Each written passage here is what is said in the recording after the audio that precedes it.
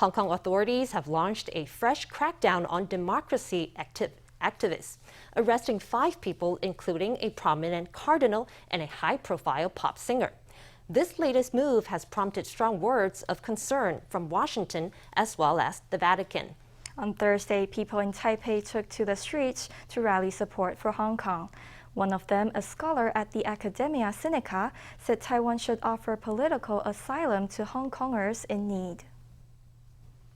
Beijing loyalist John Lee was elected as Hong Kong's new chief executive last Sunday. Just days later, city authorities arrested 5 trustees of the now-defunct 612 Humanitarian Relief Fund, which helped those detained during the 2019 anti-extradition bill protests. The 5 are former lawmaker Margaret Ng, Cardinal Joseph Zen, academic Hui Po Keung, pop singer Denise Ho, and former lawmaker Cyd Ho, who was already serving a sentence and was arrested in prison. They are accused of colluding with foreign forces to endanger national security.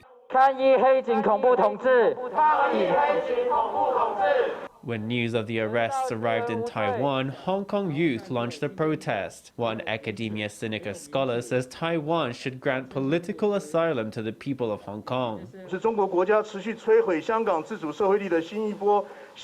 This is a new wave of action by the Chinese state to destroy Hong Kong's autonomy. For people who are in immediate danger and in urgent need of rescue, we should activate an asylum mechanism. When Hong Kong's pro-democracy movement was at its peak, the Taiwanese people enthusiastically stood up in support of Hong Kong, shouting, "Liberate Hong Kong, the revolution of our times." But now, at a time when Hong Kong's democratic movement is encountering setbacks and an iron curtain is coming down on Hong Kong, we are turning our backs. My hope is that President Tsai Ing-wen will step forward and speak. Our Vice President, who's Catholic himself, should come out and speak. Taiwan